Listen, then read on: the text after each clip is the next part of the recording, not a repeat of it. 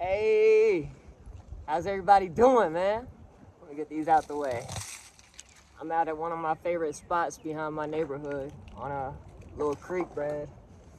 And I just thought I'd have a little conversation with you guys today. So first off, a lot of people have been getting a wrong impression of me. When I get on here and say, oh man, I'm starting a small business, help me. Watch out, butt egg.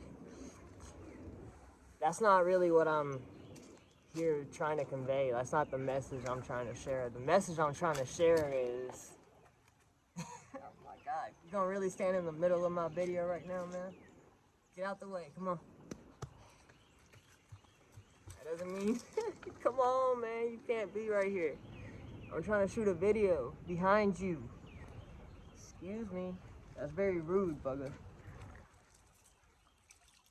What I'm trying to say is, man, I started this business because I came to a realization in life. I came to a crossroads, man. I'll get straight to the point here. I came to the crossroads of where I want to be and the road it takes to get there. And I knew that a 9-to-5 or just a job in general is not the way. It's gonna create too much stress, too much time, and the reward for all that time that you spend working for somebody else, it just doesn't pay out what I need to sustain the life and the lifestyle that I need, you know, to take care of me and mine. So anyway, when I said I started this first small business venture, it's really a test. I wanted to put the dream into motion, you know. A wise friend of mine once said, a goal without action is just a dream. And that's so true, because I've been sitting on this seed for about 5 years. I'll give you the backstory on it real quick. So about 7 years ago, I worked for a buddy of mine's dad's landscaping company.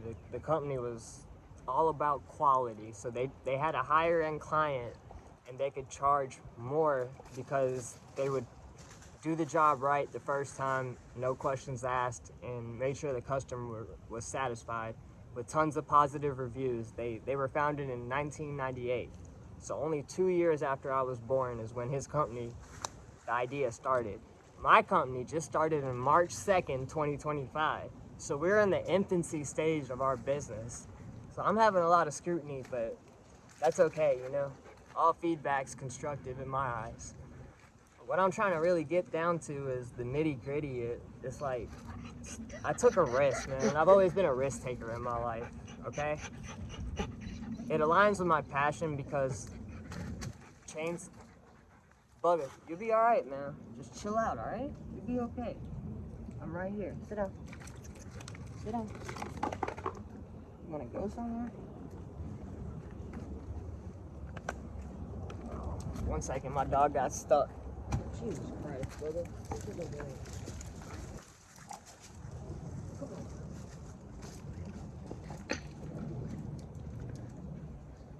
down, alright? Chill.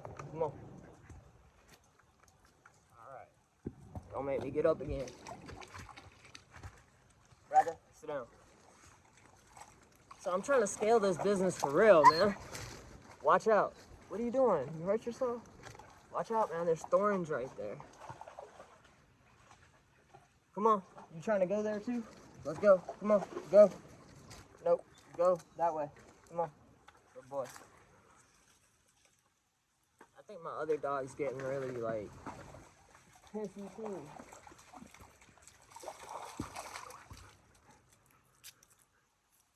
Watch out, brother. Go.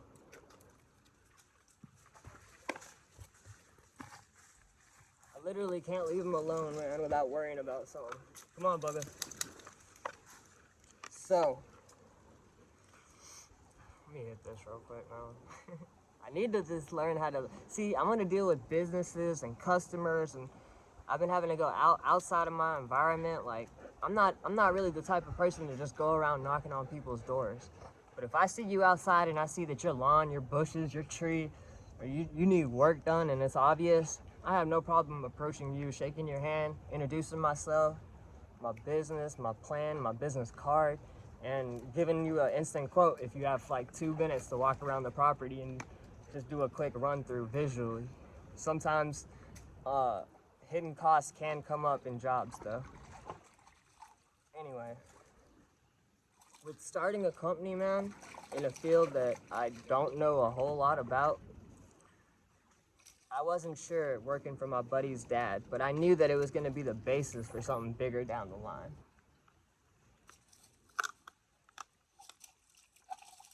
So when I started out working for his dad, there were 2 sides to his business: irrigation and landscaping. Buggers, watch out, man. Move. Come on. I focus on the landscaping side, and when I really started to ask bigger questions, like I know this isn't paying for everything that you guys have, like your house. You live in $1 million house. You have an in-ground pool. You have 7 Dobermans. Like where? Like, hey, stop crying every time you get stuck, man. All right, come on. Stop crying every time you get stuck. Go. Go.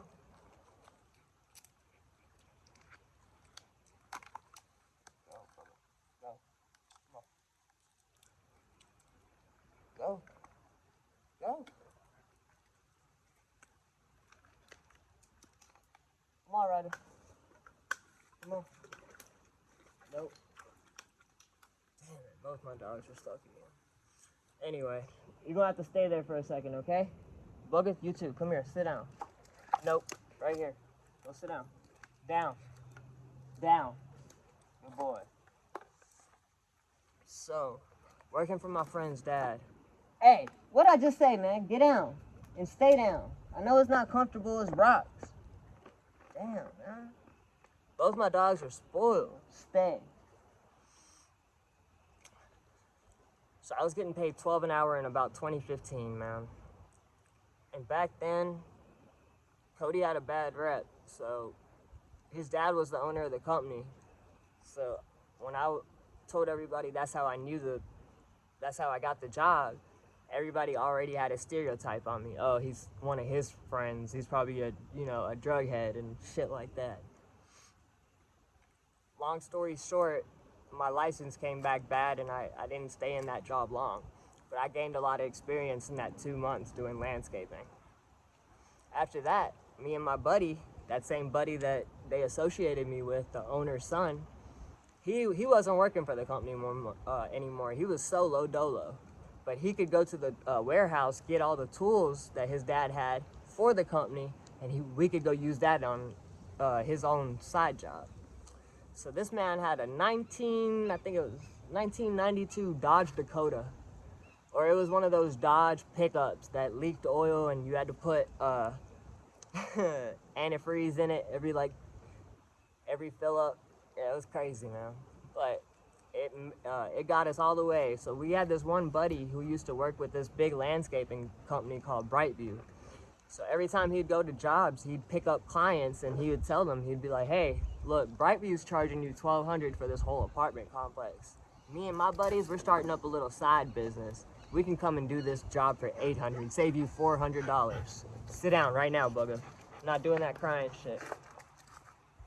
Go sit down right now. Go. Go. All right, go. Down. Good boy. We're not doing none of this crying shit. Man, I keep forgetting what I'm saying, though. I'm so sorry about this, but they're my love, man. I really came out here to get my mind right, and I didn't really think the video is gonna come out great anyways. And I'm having a hard time learning how to edit and shit. I don't have a computer. I do everything on my phone. So just please bear with me, man. Have some patience. I'm getting there. So I got odds stacked against me right now, man. Not only did Trump start a war yesterday by attacking Yemen, we're freaking dealing with tariffs all around. Like Americans that are at like borderline recession mindset right now. They're not trying to spend any more money than they absolutely have to. like the rich are getting richer and the poor are staying poorer, man. I'm trying to break out of this cycle. And part of that is stop making the next man rich, man. Start a business, find an idea, find a niche, find somewhere where your passion is, something that aligns with your passion that you can have, that you can invent, you can provide a service. You know, I got a very creative mind, but I haven't came up with an invention yet that made me rich. I don't have any patents out, so I went ahead and got $1,000 startup cash. Got on Facebook Marketplace, my local Facebook Marketplace. If you have Craigslist and it's good where you're at, just be careful about shady people on Craigslist. And start looking up quality, like a quality landscaping kit. Starter kit. They're all over, and you can get a great deal around this time of the year, March, April, right around tax times. This is like the best time of the year, but it's also one of the most expensive times of the year too, because people have tax money and everybody knows that, so they're gonna try to get you for that good stuff. And then once you get to the good companies, only company that I can stand behind right now and recommend, and the only company that I use for pretty much every power tool that I have in my my company is Stihl, S-T-I-H-L. I believe it's made in Germany.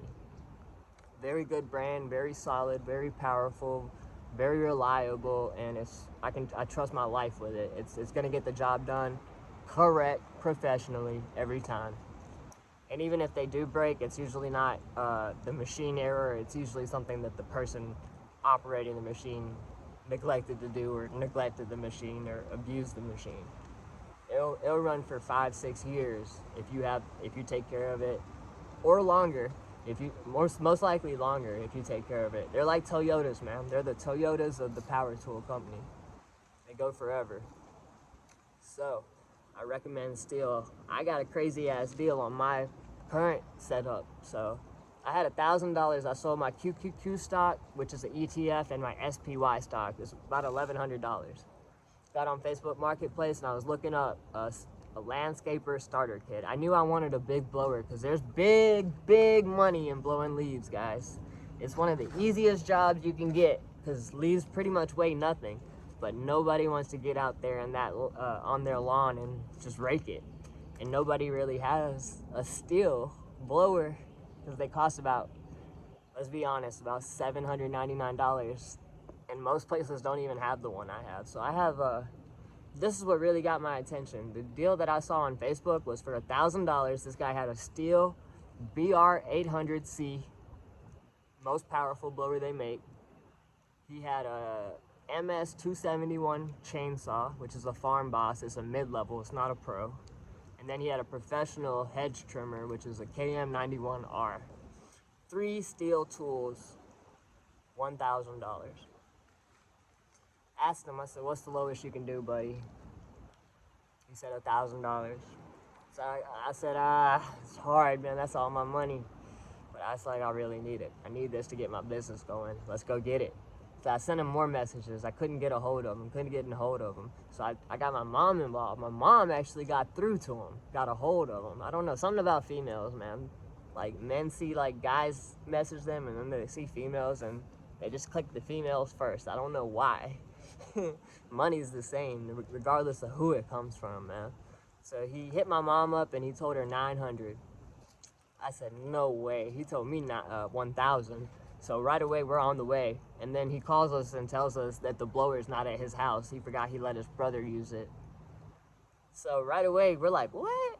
We turn back around, we're mad, we're still negotiating. We're like, dude, we were on the way, like, what the hell? He's like, I'm so sorry, man. I'll tell my brother to bring it, or he's at work right now, but I let him borrow it. I didn't want to hear the backstory, so I was like, just let me know when you got it, man. I can't believe I left the house. You didn't even know you had it. That blower was the bread and butter of this deal, by the way. That blower was, like I said, the BR800c. It's sitting up in my house right now. Still ain't got a job yet, but just wait. We know the jobs are gonna come. It's like word of mouth. I've only spent $28 on marketing, and that's only business cards, and I haven't even really got to handing them out yet. Because right now, America's in a minor recession. Let's not freaking lie about it. So, man, so I haven't spent money on marketing like I should have. So that next day, we finally agree, and he tells us he's got the blower, so we can head that way. He told us just come on. Text us early that morning around 9:30, so we're on our way by 10:30. 11, we're there. He's got all three machines outside, pretty much ready to go. Right as I hop up, picture, and I see it in person, it's got that big letter Magnum on it, Stihl Magnum BR800c with the easy start, the side start. It's all right, man. Just chill. Just chill. We'll be okay. He's like a human. Husky.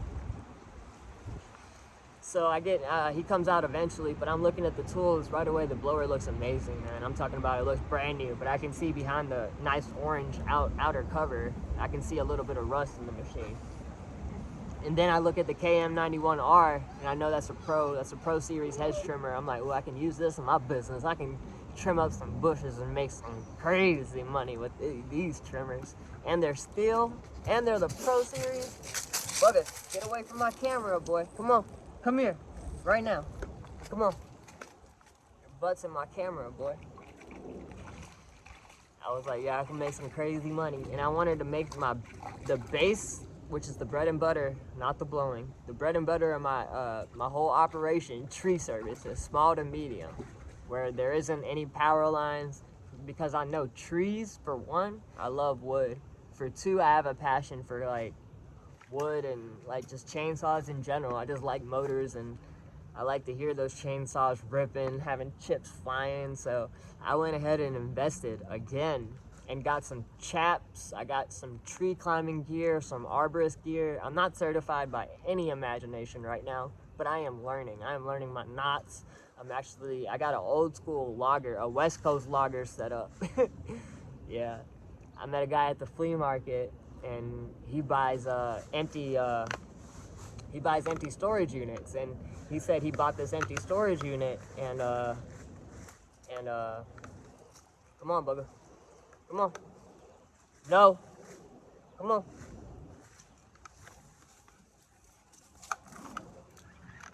All right, go. So he buys empty storage units, and he came up on this gear. So he didn't even know what to really price it, but he was telling me it's a 9,000 pound buck squeeze and all kinds of other things. No. Go. It's a 9,000 pound buck squeeze. I'm not gonna let him get it in front of the camera again. No. Come on, man. Go another way.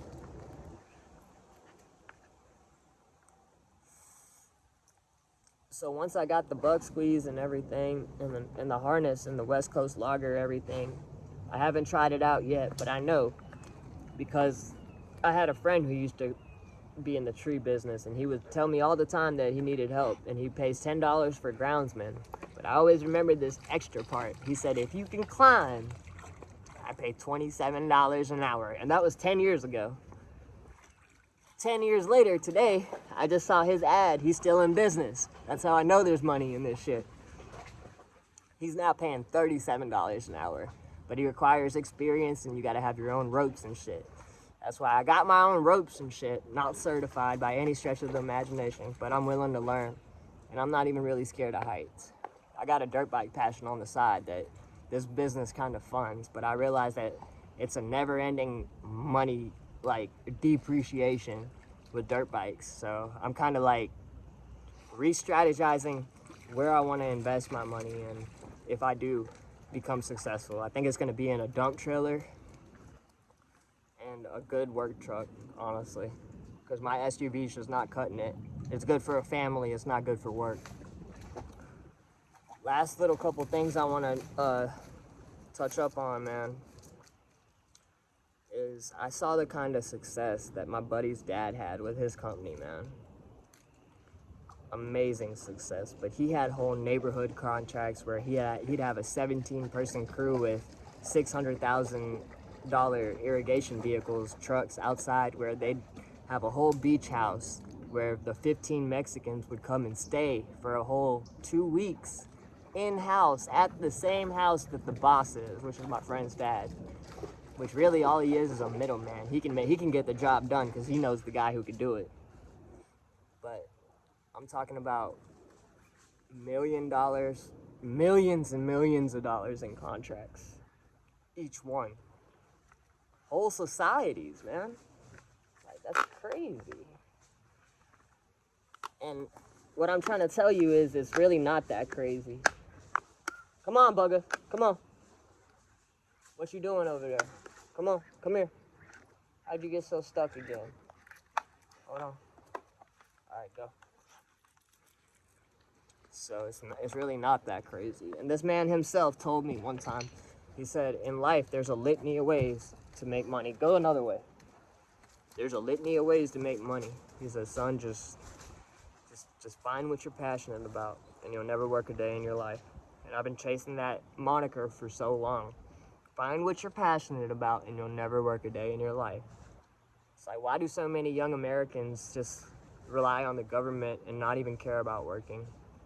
Why do so many people just say, fuck it, I don't even need a job, I'll just chill at my parents' house, you know?